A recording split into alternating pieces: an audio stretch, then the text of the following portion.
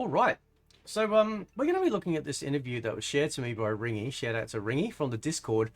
And it is about the, it's Maximilian interviewing the developers about the Mortal Kombat Legacy Collection that is coming out. And of course, they're going to be apparently playing some matches in MK Trilogy as well. Let's check it out. Our feed switched over. So yeah, we have it set up over here. And big shout out to WB, to Mortal Kombat, and to Digital Eclipse Atari. You guys are out here. Please introduce yourself. I know who you are, but if you can tell everybody. Sure. My name is Stephen Frost. I am the head of production at Digital Eclipse, which, as I've said numerous times, is sort of a fancier way of just stating that I have my fingers in pretty much everything that we do. That goes down at DA. And just trying to make sure that our studio generates just great products that fans love and enjoy. Yeah, that makes sense. Cool. And yeah, we're pretty familiar, you know, from like the fighting game space and all the other stuff that's come out. We've played a lot of those on stream. Quick introductions over here. Steven Johnson, Subtle, used to run NorCal Strong Style. We have three Steves. Yeah, Once our show's up, we have three Steves. That's a problem. Oh, there we go. And here's the third Steve. These three. Another Steve. You can never have too many Steves. Producer on the project. You'll go over here.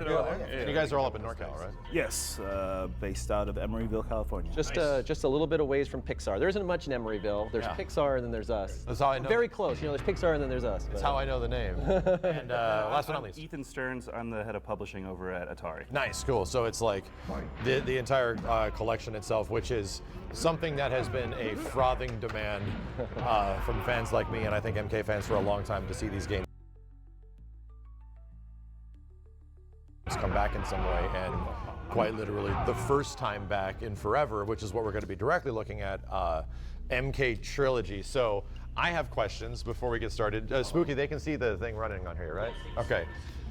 So yeah, chat. What you're looking at is the build of MK Trilogy, which is what is exclusively kind of like playable at EVO this year. That's correct. Yep. So everyone on the show floor has been checking and trying it out. And most of the games that are on here, we got to talk about what's on here. It's pretty much MK1, MK2, MK3, UMK3, and MK Trilogy, and a lot of variations in between, right? Right, and MK4. MK4, sorry. And yes, as many of the home versions as we could try to pack in here, and then also even a few of the obscure platforms like 32X and Game Gear, which is obviously the platforms that most people didn't necessarily grow up playing, but we want to try to include as many as we can, because depending on where you were and where you grew up, you may have that nostalgic attachment to one version or the other.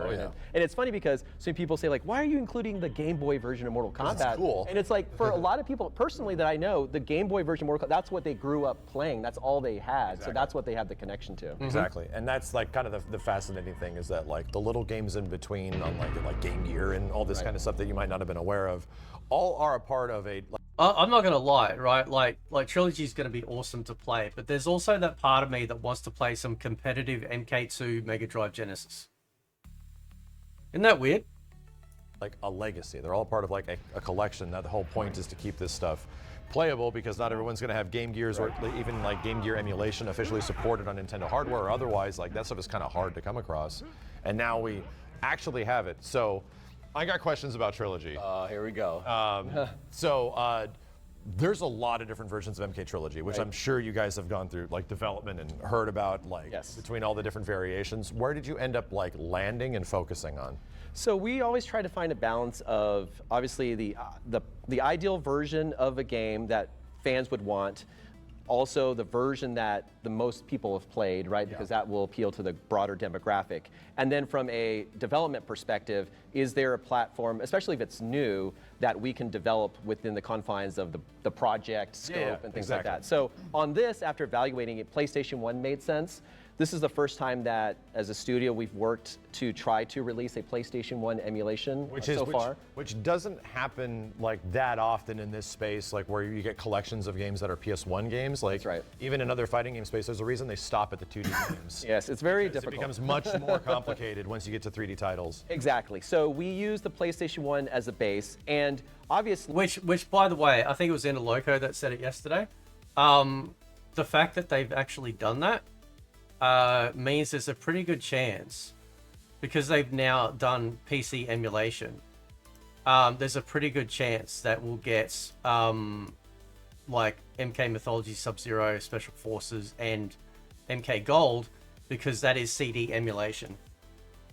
Right, so if they can do it with the PS1, then they're actually setting themselves up to eventually being able to do the 3D era, if you think about it as well. And like I know like people say it's difficult and things like that, but the reality is though is that emulation has been doing it for a very long time, right? I guess it's difficult in the sense that when you're going to sell it, you want to make sure that it's being sold without fault. You know what I mean? Outside of, you know, very patches to fix issues, you want to make sure it's a much more streamlined, presentable piece of content. So that way, you know, people don't go, oh, this just feels like some shoddy thing stuck together, like I could just download it, right? So, but I think this is actually a really strong foundation. I think this is them branching. I think this is really good, really good pathway forward. Being fans of MK and listening to the community and working with the community, we're certainly aware of some of the issues that were prevalent in the Shang Tsung related issues, yeah. Exactly. So we investigated that, we looked into that, and we're like, okay, if we're starting as the PlayStation 1 version as a base, how do we make adjustments to this to make it hopefully the de facto ultimate version that people will play? And so the first thing, obviously right off the bat, is the logo. The PS1 version was the game I always played. I mean, later on, like once I got the PC one, I played that a bit. But the bulk of my playtime back in the day was PlayStation 1 Trilogy. Load times, I know your audience has already commented and seen some of the load time stuff in here, but we've pretty much eliminated the load times. It's almost instantaneous. That carries across the whole product, including the broadest thing, which is Shang Tsung's morphs. Yeah. For those who didn't play it, there was a couple of settings in the options where you could limit the morphs that Shang Tsung could do to try to keep it in memory so it's fast. Exactly. Or you could enable all, but there's like a 6-second load almost, right, between each morph. So the Saturn version and PlayStation version were special. Exactly. They're exclusive features of that. But we knew that that's just very disruptive to gameplay. It's annoying, and in today's modern development environment and modern hardware, there's no reason we need that. We're not accessing a disk anymore. Yeah. So we eliminated that. So Shang Tsung's morphs now are instantaneous, and they actually act like you would imagine they would be from back then. And that carries, of course, across the whole game. So even when you're loading into the game, such as you go from the towers into the gameplay itself, that load, you only see the loading text for like a split second. Pretty much. And then you go in there. So yeah, you can see that here. That's the biggest sort of improvement. But then we started investing a few other things, like what are the other issues that are maybe minor, but we can try to address. One of them is, and this is something that most people probably wouldn't remember or notice, is that on the character select screen, it's very sluggish in the original game across all the versions of Saturn. And it's mainly because it's loading the sprites and the animations. As they're popping. Right, and so it's like you'll skip and you'll miss characters. So there's no reason for that either. So now we've sped up that sequence and it's much smoother. Ironically, the way this game is put together, even the way that the 3 screens, which is the main menu, the 2v2, and then I think it's the 8-character or 9-character one, squad. The speed and the way that it loads is different between all 3 of them. So we fixed one, and it was like too fast for the other ones. And so we had to balance it out a little bit and fix that. So now the character select reacts and performs like you would imagine it should. This is the stuff that like people don't realize when you're bringing back an old game, and it's not just about the raw gameplay itself. Like games in a fighting game space, we think of it from an FGC perspective. The combat is the most important thing, but there's a package here. There's like features and all this other stuff and functionality that people have an expectation with these games to work that way. So I'm anxious to see it. I'm actually going to switch spots with Steve so you can like get in here. And these guys know this way more, so I'm going to have you guys take controllers, and I'm just going to grill everybody about the project and the game. So the other big thing, just to call out before I forget too, is, and the really hardcore folks remember this, but there is for the PlayStation version, there is a bug with the aggressor mode. Yes, I remember hearing that. It was a case where, for those who don't know, even if you turned off aggressor mode and tried to have the damage normal, there was a weird instance where for one player, aggressor would in the background turn on. Yeah. Wow. And so the funny aspect of this is even after research, we don't necessarily know. I'm telling you, man, like I said this before, right? They could easily put in female chameleon. know what causes that issue. Oh no, it's still a Something mystery. Weird, but we put in like 6 or 7 gates as far as protection in order to try to prevent that from happening. So yeah. There's funny stuff like that in games all over the 90s where like player 2 combos are just different. like they just act completely different. It carried like even I think MK9 was one of the games that even had that kind of stuff. But mysterious functionality across the board of just like we don't know exactly why this works the way it does, but like that's cool. That's cool that you guys are aware of that, and you know obviously it's going to be a component of this. God, I love that sound. We can talk about because we're watching MK Trilogy. From the Atari front and how you guys were approaching this game from like the publishing side, how is that relationship to like get all of these games intact? Because Atari obviously as like a publisher, we've seen a few things over the past few years. The Atari collection was cool. There was a lot of games included. The decision-making process, how was that working with Digital Eclipse and like WB to make all this stuff kind of happen? Yeah, I mean, you know, working with Digital Eclipse has been awesome. I mean, when I joined, they had already started working on Atari 50, and it was very clear from the beginning for me that in so many ways, Digital Eclipse is kind of represents the essence of what this era of Atari wants to do and be, like bring back games, make them accessible. Modern retro sort of stuff, yeah. And you know, be kind of innovative in that way, and I think that's something that Digital Eclipse does. I think the other kind of interesting superpower that I've That's seen... the standard bread and butter smoke combo. That one. From Every our time. CEO recently has been the ability to kind of unblock some of the like licensing nightmares or like partner nightmares. Because that has been one of the things that fans and people like me have been theorizing, like why has it taken like 15 years to get these back in a collection, and what's been the hurdle in between? And a lot of it is just kind of pounding the pavement, to be honest. Yeah. And like there will be other stuff coming in the future where there are collections that and things that Atari published even in the past, and we kind of own the publishing rights to. We do own the publishing rights to.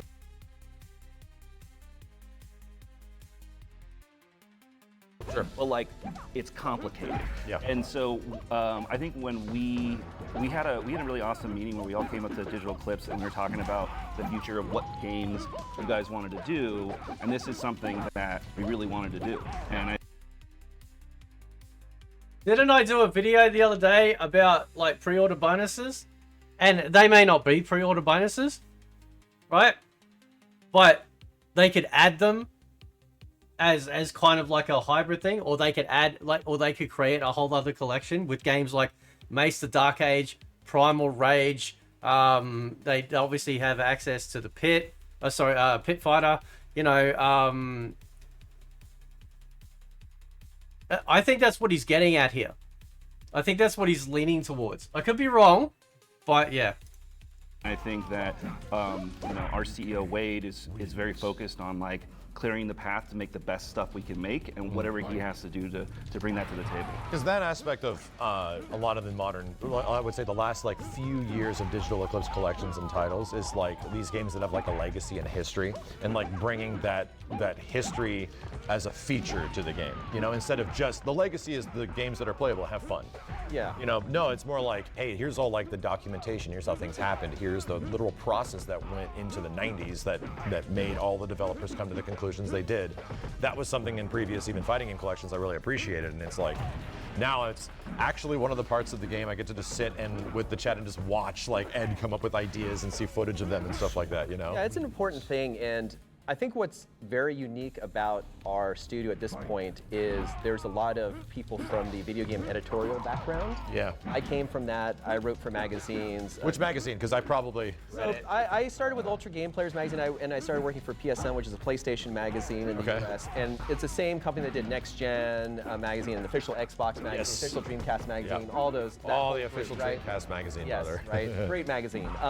So we all originally, a lot of us met there and then did our separate paths into game development and came back to this. So Mike, who's our studio head, I met him there. Our director, you know, our biz dev guy, Tom, I met him there. Chris Kohler and Dan Emmerich, who are our editorial team leaders, they were in the editorial side of things. So I think the benefit of that and what separates us from other studios is that we approach these collections from what is the story to tell here. Sure. And we use the pieces such as the development, you know, artifacts and all the assets we find in the games in order to try to piece together a compelling story that even if you are just a casual fan, hopefully you'll find it interesting. And the thing that really warms my heart is, and I'll go back to Atari 50, is that yes, we hope to win over Atari fans and people who grew up with Atari, but the things that really resonate are the folks who email us or contact us and say, hey, I didn't grow up playing a 2600 or 7800, I was not around at that time,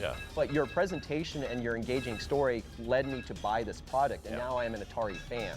So that grows the market. So similarly with things like Mortal Kombat. This is why I'm excited for like all the content, like the documentaries and everything, right?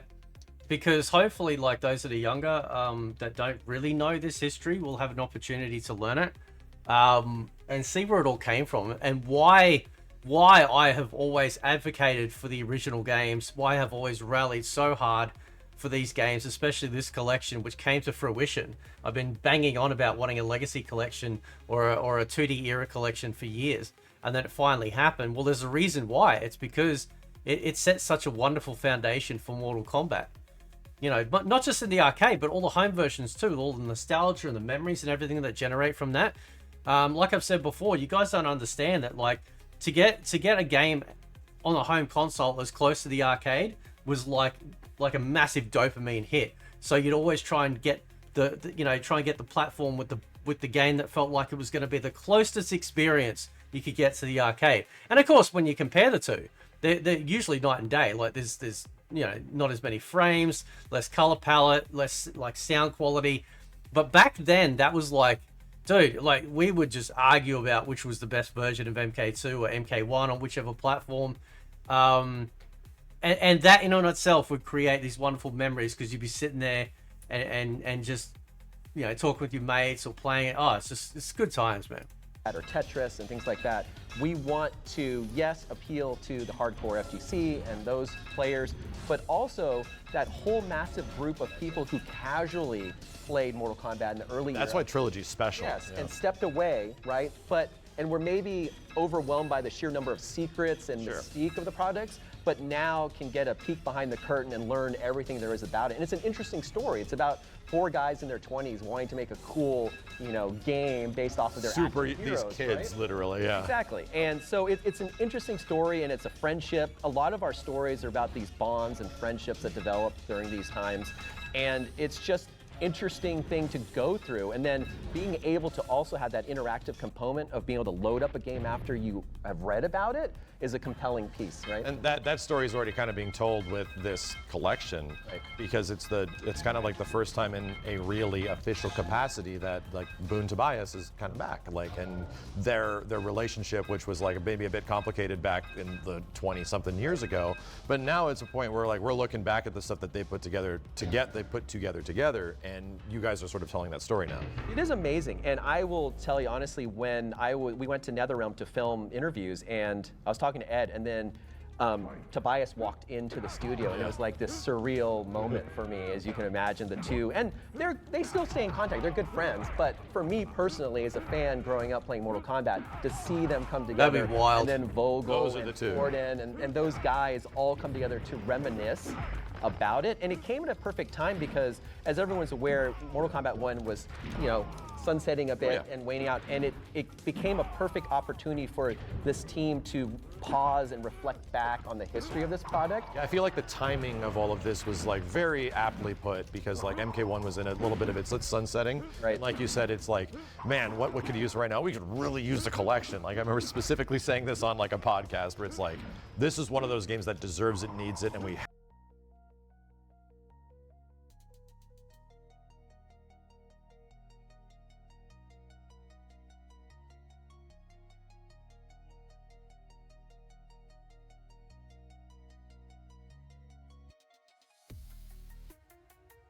have to get it. The one thing I was going to talk to about, emulation-wise, you're doing MK4.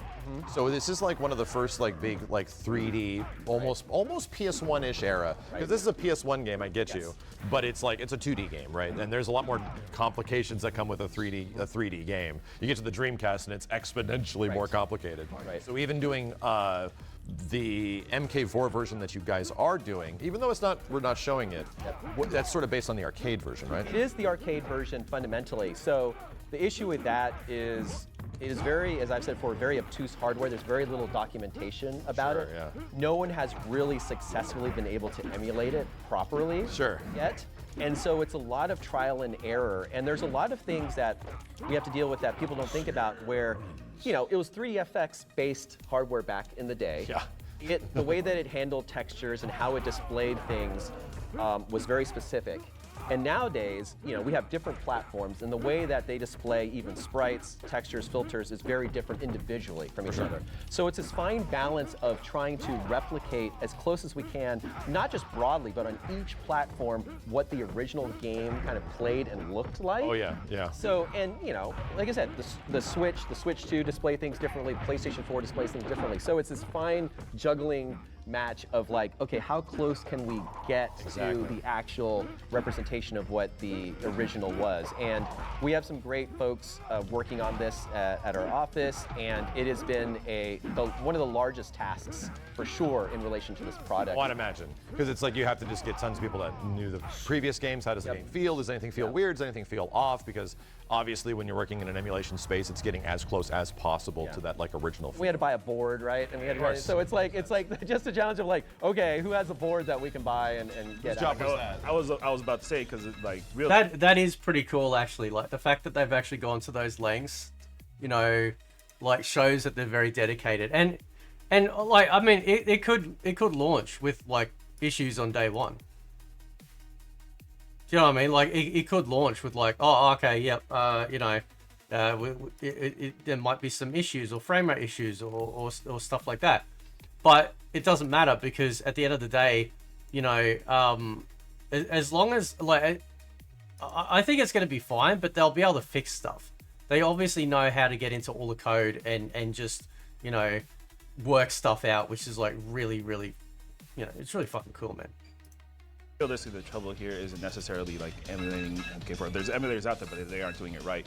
And so it's like being able to dig into what the hardware was, but then NetherRealm was really gracious, gave us source code to actually help us diagnose all of it. Oh wow. That's crazy that that one American company outside of all the Japanese companies, which just got rid of source code from almost everything in the 90s, actually still has that. And like that's how we're able to place this together. Like this is really the unique part about like what our product is that nobody really has been able to put those things together. Like being able to take the hardware and then actually know what that hardware is doing. Everybody's been doing interpretations, and that's kind of why you get some of the janky name setups where it's like every character looks like Swiss cheese or plays just a little bit off. Yeah, we know what it's supposed to do. Some sprites are just the wrong size every once in a while. Things like that. Then finding the solutions for that.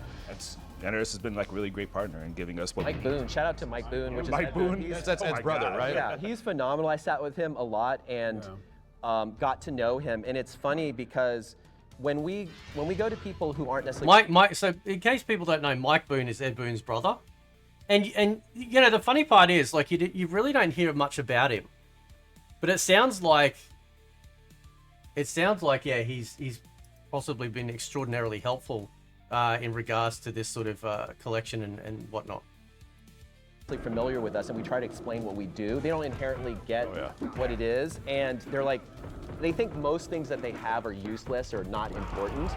And so I sat down with him and I was explaining and talking about the making of Karateka with him, and it really sparked a light bulb, because Karateka was one of the games that got him interested into the game side of things in general, and actually caused him to come into this industry from where he was. And then once that kind of lit up and he's like, oh my God, and he understood what we were doing. Yeah. And he's like, oh my gosh, I have this, and this. And we would be in a meeting, he'd come into the room, he's like, hey, I have this source code from blah, blah, blah. And it like, opens the doors, right? Grail. And That's so awesome. he has been amazing in being able to give us the source code for a lot of these games, and being able to not only go through and help us in relation to games like MK4, but also even like looking at like sprites and things that were not necessarily used in the games. Oh, sure, things that they wanted to do, maybe. Exactly. Yeah, that's the kind of stuff like documentation-wise would not really be, you know, very much found on the internet. You're not going to find pictures and stories. It's going to be unique to this collection. And that's also like the interesting story that you guys are like probably discovering, is that the MK games going all the way back to the old Midway days and all the ports therein, like these guys pretty much remain like sort of as a dev family. Like they are almost the same people. The scale, scope, and size of things changed over time. but it is like the same group of a bunch of 20-year-old dudes 30 years later that are now like kind of doing the same thing just on a much bigger scale. So I'm very curious to see that side of the collection, to pretty much see how everyone grows. Yeah, it is over that period of time. amazing. It is amazing, and you know, I said this before, but we interviewed, I think, 24 different people for this, and right now it's just shy of 3 hours of interview footage that we've edited together. So it's definitely the most that we've ever put into a collection for sure. So I'll ask that question. I was one thing on a previous Atari collection of the old Atari games where we were highlighting like Jaguar stuff. Right. And it was like an immediate nostalgic moment of an old Jaguar ad. We're like, graphics so good, it'll make you blow chunks. Oh, right. I was like, what is this? It made us all like audibly laugh out loud. That was like something special to me that I forgot about. Was there something that, without spoiling things too crazy, that is like in this collection that is sort of like in there or being revealed? Is there something that kind of made you guys go, whoa, we have that, or that is there, and you know, it's finally a thing? I think it's, for me, well, there's two parts. One is just the nostalgic hit that I got of going through and looking at the old arcade flyer and advertisements and the Mortal Monday stuff, right? Which was people don't know what that is, and I'm like, yeah, we had Mortal Monday because it's just a legacy of it, It is, but I think for me primarily it was some of the stuff that I hadn't seen before, such as John Tobias giving us these sketches and stuff and these notebooks that he had, that he was writing down ideas. And it's just getting a peek into sort of the thought process and how things came together, even in relation to Mortal Kombat 1, right? And it's just very interesting because broadly people understand the story, but on the nitty-gritty day-to-day component, it was interesting to see how little pieces kind of came together to form, you know, the thought of, like, you know, of what this product is and the whole process of what a fatality came from and things like that. So it was cool. By the way, the one-time Kintaro is actually playable. Oh, right. Is that unique to Trilogy, right? Yes, very unique. Like he's got a variation of Goro in MKX, but it was never Kintaro, so that's kind of the unique thing here, Chad. Or jump punches. The bosses in this game are kind of insane. Yeah, they're OP. But like, So talking about like fighting game side and stuff like that, and netcode solutions. Obviously, like you guys are using a rollback netcode solution for the game in some way. How has that been? Have you guys been like focusing on online with input delay? What is the big focus when using rollback with the game? Yeah, we're basically rolling a typical GGP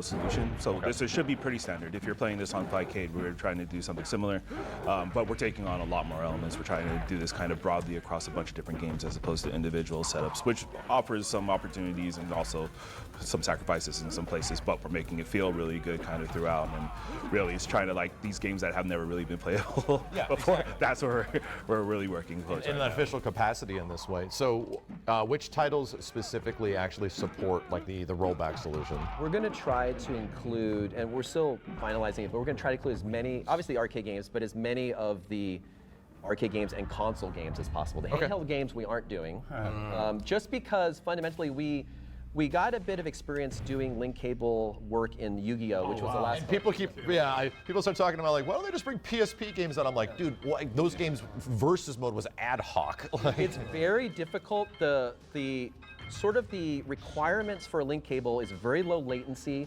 and little pieces of data very often. And if it doesn't come consistently, the game freaks out and doesn't know what to do, right? And that's fine in a wired cable situation, but in an internet situation, there's just so much room. It's not designed for anything but that. It's not designed for that. So it's very, very problematic.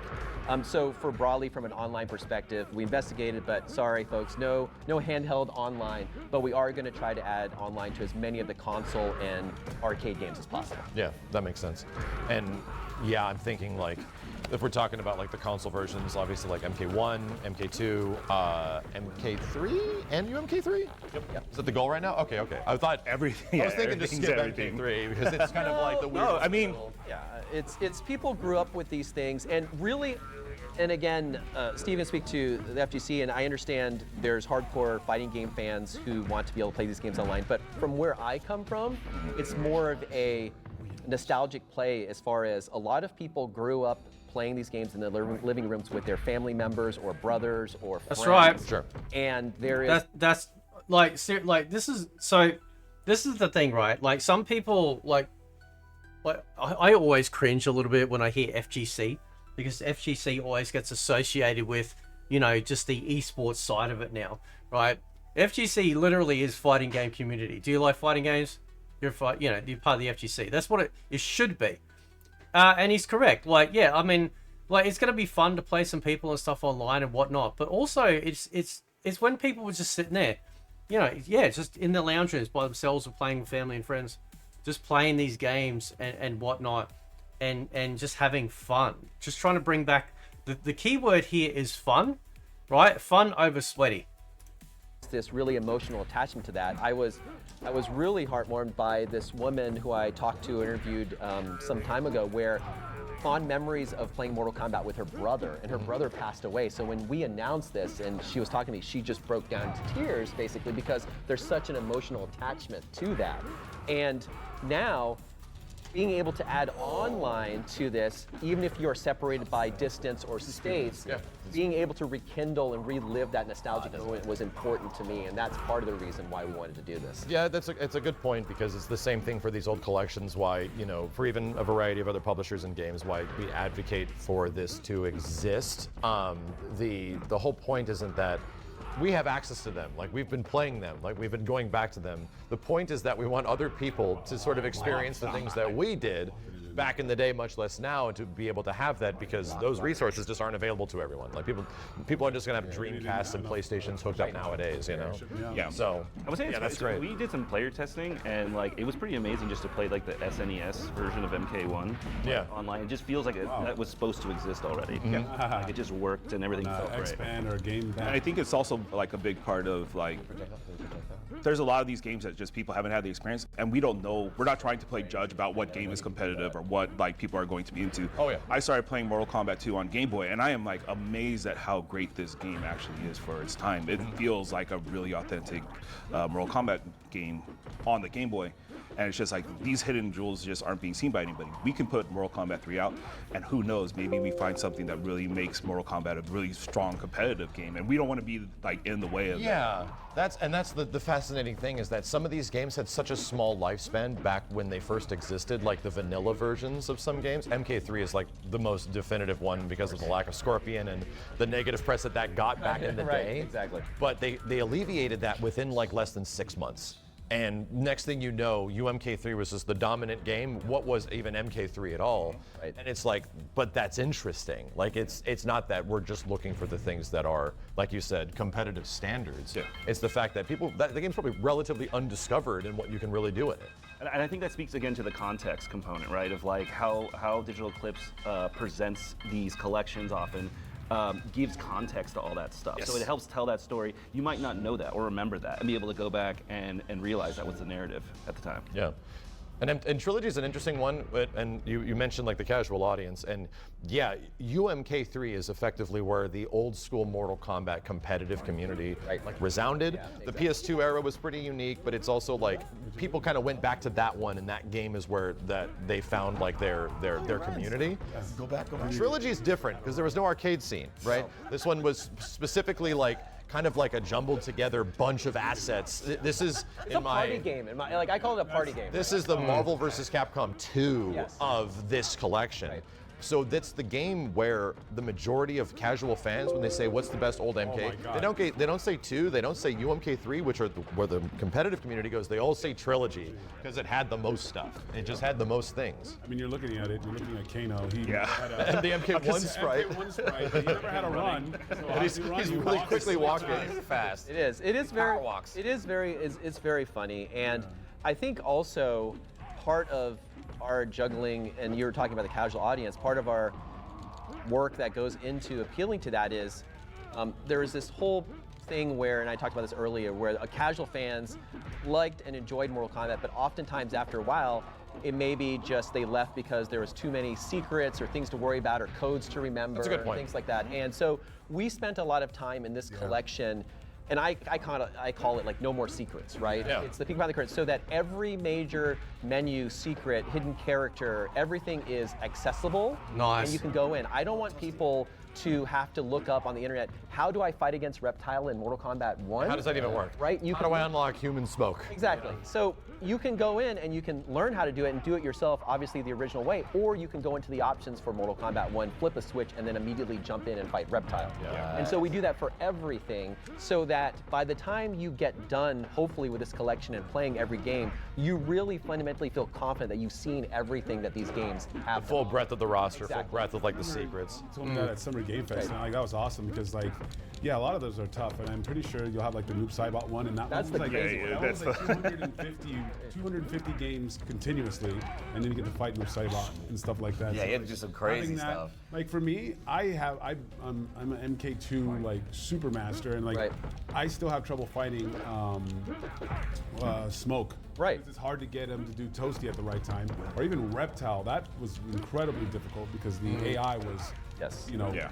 reading your inputs like crazy. So trying to get double flawless on that was tough. So I could just go start, fight Reptile, and you go in the bottom. Yeah, and that's what some people, their personality traits are like, yeah, I will accomplish that. Yeah. You know, others are like, In my opinion, once you hit that 10 to 15 year mark of like, you know, a game that has this many secrets, it's like, bro, okay, so let's give us access to it now. Yeah. exactly. It's one of those things of the old. Yeah, I'm not against that either. Like, as far as I'm concerned, like, you know, it's been out long enough, so it doesn't bother me, you know, if we have to, like, you know, if people have access to it, because, you know, like, it's been so long, and it's a good thing for people to have, like, you know, have the either or, not just have one path.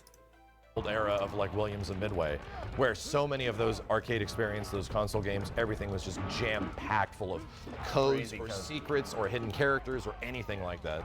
I mean, Mortal Kombat started it. Like It really did. With you know, a Reptile on the bottom of the pit, and like only certain people saw it. It was cool to be able to go to the arcade and have somebody tell you like, oh, did you know that this character's on the bottom? Make you up a see some story about shadows? it. Like, Yeah. this Like is before how internet. you know. That's how I made a lot of my friends in high school. We just talked about all the secrets stuff, like, of yeah, the yeah. game. Like, yeah, my friend, there's a fatality where you can turn him into a duck. Yeah. Literally Actually, it's the interesting part for the documentary for me is that we started talking to Ed and John, and they were like, they knew all this stuff was going on. People were like saying, oh, if you do this with this character, Sub-Zero turns into a bear or something like that. so And crazy. they heard about it, and they're like, well, I made the game. Yeah, and then they made some of Then let me go ahead and Mortal Kombat 3, and let me make Sub-Zero turn into a polar bear and eat you as part of it, just as like a goof. And that's the thing that I think is really interesting about our documentary is that all the things, the rumors that you've heard, they have heard all of them. Right. And they were playing off of this to like I like in every single way. But wasn't that the point to like get people into thinking that there's different stuff? Oh, very much so. Yeah, that was the point. Right? That to me is like the original story of MK. MK is a game that's known for its long-running story, but this game kind of began its story because of the stories that people were telling each other in arcades. Of like, it was creating a lore, like based on the fact that there was these weird things and secrets in there that eventually became what the modern MK series sort of becomes. And now, like, we actually get to see all that lore in a collection like this. But I think you guys did a great job of bringing that back with Pink. Was it Pink? Boy, Ed, yeah, he wanted to bring the secret back. Yeah. So and Ed that was a Floyd. secret. It Yeah, was a nod Floyd. to the old stuff. You know? Yeah, and it was great because people discovered it. I mean, the internet makes things very different now. Somebody finds out and everybody knows about it. Like not that long ago, but like the secrets are still there, and people were like, "Wait, what? How did you figure this out?" And then people still had that conversations. It brought it back to that element of the surprise of figuring out what do I have to do to get this. And to be honest, the world of trying to figure out what you have to do in order to get to Floyd was still there. Like we had discussions on stream of figuring out, okay, you have to go through these steps and understand. And some people were just making stuff up, and you're like, okay, well. It's crazy. I remember, Max, when you were trying to do Pink Floyd and going through that whole thing. Yeah, it took like 3 hours. Crazy.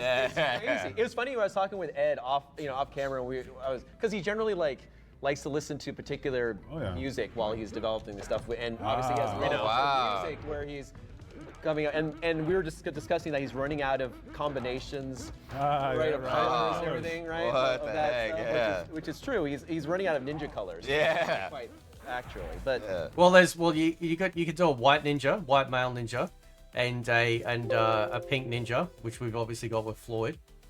I think that's pretty much it. I think that'd be the big, the big cover there, I'd say. It's been great to talk with those guys. Just from a fanboy perspective, being able to chat with them and learn their thought process from development. Because as a studio at Digital Eclipse, we believe that there's so much that can be learned from these early eras of games. They informed the development of the industry that we have today. They informed the development of the genres and stuff that we have today. So being able to see how things were created and why they were created actually it helps us to become better game developers ourselves, right? Yep. How, and I have to ask this from you guys that have done several collections for several games now and, sort of get the hang of it. Modern Digital Eclipse is like really impressive in terms of keeping this legacy alive for these published titles. How often do you guys get source code? Yeah, far fewer times than you would think. This is probably a pretty unique one, right? It is.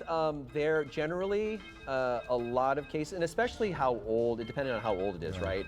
To be fair, the source code for this had to be searched for as well, right? It's not like you have it, you can just start developing well, how does this thing even work? Exactly. So more often than not, that's not the case, and we have to figure out ways to do our hacks and modifications outside of that, which is a lot more time intensive, but is important, right?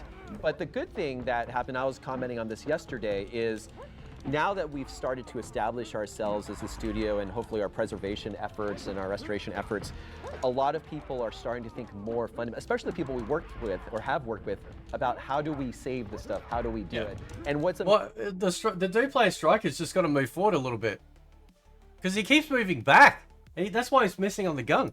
Amazing to me is now I have conversations with companies that we may not have worked with yet, but are like, you know what? At some point, we expect to work with you, so we're going to start saving this stuff now.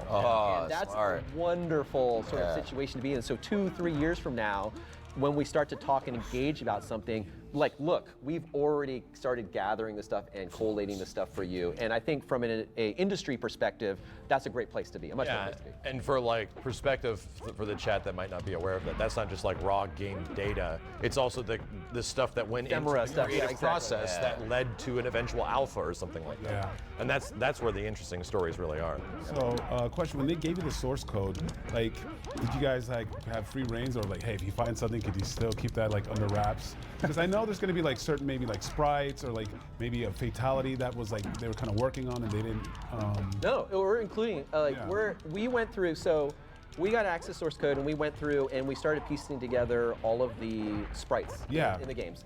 And there's a variety of things that were obviously not used in the original, but were used in Trilogy later on. But there are still other Goro's spin and things like that, right? Baraka's spin. Baraka had a spin too for a while, and it disappeared. So there's elements there that carried forth the Trilogy that they used, but there's still other stuff which are talked about in the videos, but never showed up fundamentally. And so we're piecing those together and are going to be showing those and talking about that stuff that kind of got cut. Generally due to memory constraints, quite honestly, because of those early arcade games, but still very interesting to see. I saw, I won't spoil it here, but I saw a animated image of a sequence that one of our artists put together that I hadn't seen before, that is really cool. Really? And that is talked about in one of the videos, in the Fatality video, and now you actually get to see what it's supposed to look like because it was never included. Stuff like that is great. Man. Yeah. That's the kind of stuff that's cool. Really cool. Wasn't that a Johnny Cage? Wasn't that a Johnny Cage shadow kick, and he kicks him in half? Is that what they could be talking about? Even I'm who actually made Trilogy? Because a lot of these games and ports and stuff like that, they were too busy working on new Mortal Kombat. So even learning that history is going to be something that is fascinating to me, because Trilogy probably has one of the most curious stories that probably hasn't been told, in this whole collection. It is true. It's true. It's like the equivalent. It's like when I tell the story of Street Fighter the movie. Right? That sort of stuff, right? Close to being a Mortal Kombat game. Yeah, exactly. But it is these interesting stories and this engagement. I think, and I said this early in this meeting too, but I think the initial entry point for us is getting people to understand what we're trying to do first, and more people are aware of that. But obviously, not everyone in NetherRealm understood. Like, are you making a documentary? Are you doing like, are there interactive components? And then once you see them recognize and understand, and we can show examples like we show them Atari 50 or Tetris Forever or something like. They're like, oh, I get this, and then they start like, I have this. I have this. Time to go to the garage. Right? Nothing is not important, right? Oh. Yeah, I think that's going to be easily one of the most fascinating parts. You guys recently announced a like a physical version of. Did I see a physical PC version? Did that? Yeah. What the hell? Yeah, you don't see that often, but yes, we're partnering with you and I and Limited Run. Limited Run is doing the collector's edition, which, as you mentioned, has a PC version as well. I want to see that box because I think Trilogy did come in an old PC box. I think it did. Yeah, it's the biggest thing for that, which I was trying to go for, was the Goro. There's a Goro controller holder. Yes. Which I'm always, when I'm evaluating what things to try to include, I'm like, what is something practical that I would use that's not just something that I'll look at and throw away potentially, or what has nostalgic value. And so I really wanted to do some sort of that Goro thing is cool. Holder. And so I was happy that came to fruition. But mainly those editions are a lot of nostalgia for people. Especially the deluxe edition, which has like those original arcade flyers that everyone remembers in the magazines, and it has the marquees and things like that. And so it is very much like, especially if you grew up during that time, you were hanging out in the arcades. That's that rush of endorphins, right? And you see this stuff. So we really wanted to cater the additions to that. And then we're also doing the slip cases with the different ninjas. The colors, yep. I saw those. Oh, I didn't like I missed reptile. that one. Yeah, it's on the Atari.com one, so you can choose. So there's a reptile one, a scorpion. Oh, that's badass. And so whatever character you really love, you can order those versions separately, and they come in a slipcase with that. That's great. That reminded me, not of Deadly Alliance, but one of the MK ones that had like Melina, and then like Katana, and then one had Johnny Cage and Goro, I believe. Yeah, there was different packaging. Was that? Chat will let us know. It wasn't Armageddon, right? It was it Armageddon, or was the it one before Deadly or Alliance? Deception? Deception. I may have been Deception. Yeah, they had different packaging fronts, right? Yeah, Deception. Yeah. There's a few questions from the chat in terms of like video filters and stuff like that, which is obviously prevalent in previous like legacy collections that you guys have done. Can we expect stuff like that in this one? We are continuing. So we've tried to improve our CRT filter quite a bit. You can see a lot of development on CRT filters over the past couple years. We got it to a pretty good place in relation to the Power Rangers game. We were really happy with sort of the CRT. It actually won an award somewhere. I can't remember where it was, but for the CRT, the most accurate CRT filter. But we're actually trying to improve that even more and do things like, can we start to potentially add like the glow on stuff? The glow of the phosphorus or something like that. Things like that. So we try to like, again, these are things that are little nerdy things that most people don't really care about or think about, but it brings you back subconsciously. Like you remember when you're doing it, you're like, oh yeah, for some reason this feels very familiar to me. And so we try to deliver on those sorts of options. So the filters, the bezels, scaling. There's some people who keep paying me like, why are there black bars on the sides? I'm like, you want to stretch it? I don't quite understand. Some people prefer a stretched image, so we'll do that. It kills me inside a little bit. Kills me inside too. But you know, you can scale it and stretch it if you want to, and then there'll be bezels that you can turn on and off, and then of course the filters like the CRT. Yeah. But no, also the thing too is like, because let's see. Fatality demonstration. Go for it's it. the ultimate supreme demonstration. what the But the heck? thing with the filter, like with the CRT, because like when I go to an arcade and they're using like a HD screen, it doesn't look as good. Like this, It needs CRT. But Mortal Kombat needs CRT. Yeah, Mortal Kombat especially needs a CRT. Like when you play Mortal Kombat 2 Digitized or 3, characters really. on a CRT looks phenomenal. And like I'll see in the arcade and they have like an HD screen. I'm like, But like when it has that, it just makes it look so much better. It is, and we don't have the CRT here because this is a standalone trilogy build, but when you play it with the CRT filter on, it just looks so much better. Yeah. There's also one part of this where we because we've been looking so in depth in this, is that because CRTs usually end up bulging, Yeah. they made the art to fit what the CRT is. So like what's on a circle on a flat screen isn't quite a circle when you put it on a CRT screen. And so when we apply those filters, the game starts feeling a lot more high-get original. Oh, nice. Yeah, CRTs were not flat. Most of them weren't. You had to wait till like Sony Wegas and things like that eventually that had flat screens. And I tell you, in a lot of these old sprite games, like, you know, it's tough for them to get it done right. But like, you know, but whenever we go back and, you know, you go to the arcade and you'll see other like old school pixel-based art games, it just, the CRT filter, like CRT The screen CRT itself, it's just so good. It makes a big difference. Yeah, it makes a huge difference. And just even the colors and the way that the bands are, it gives the illusion of more colors than were possible on those platforms. Yeah. Well, I think we're getting the best thing possible, which is the fatality demonstration. Yeah, right? I can't wait to eventually play. Every time I've jumped into UMK3 or MK Trilogy, I just like find some wild thing character can do. These games are so fast, but they're like not super complicated. Like they're pretty easy to play, and the characters only have like 3 or 4 combo strings per character, and that's it. But the speed of the game is like this, so you're always making decisions. It is, especially those later games. Yeah, the speed jump is dramatic. Yeah, I can't wait to go home and play it. So talking about that, do we have a tentative release window yet? Has that been announced? Later this year. This year? It's not 2026. No. Correct. Yeah. It is this year. Yeah, and I think probably an important thing to put out that it'll most likely be before the physical release. So there's a date out now for the pre-order for physical. Gotcha. It'll probably be before that. Yeah, and which just so we give everybody at home a heads up. Yeah. What's it coming out on, like console-wise? Oh, everything. So Switch, Switch 2, Xbox One, Xbox Series, PlayStation 4, PlayStation 5, and PC. Awesome. Nice. Awesome. And the Switch 2 version will be on the cart. So I know that's like It's a full. It's a full. Oh, on a physical cartridge. so that's a big like a hot topic these days, and you know we're into game preservation as well, and so that was an important thing for us. That's a good call. That's a very good call. All right, well, guys, thank you so much. Thank you for taking the time to bring this down here. And yeah, seeing fully functional MK Trilogy with no crazy stuttering or anything like that is kind of like a sight to behold. Because, man, we tried to play it a long time ago, and it takes a long time. In between matches, I played the PS1 version, I was like, Close to a minute. this close is to a rough. minute, yeah. So to have it running this flawless and this quick is And it wasn't just the major Shang Tsung job. thing. It was like, we're picking our characters. We just want to play. Now loading. rematch, yeah. There's a loading screen when you go to the continue screen to go back to the main menu to go into the character select. Boy, howdy. Yeah. All right, thank you guys so much. We're going to get back up here. Appreciate it. Thank you, Spooky. So that's the full interview. I'll post a link in the description for you guys to go check out.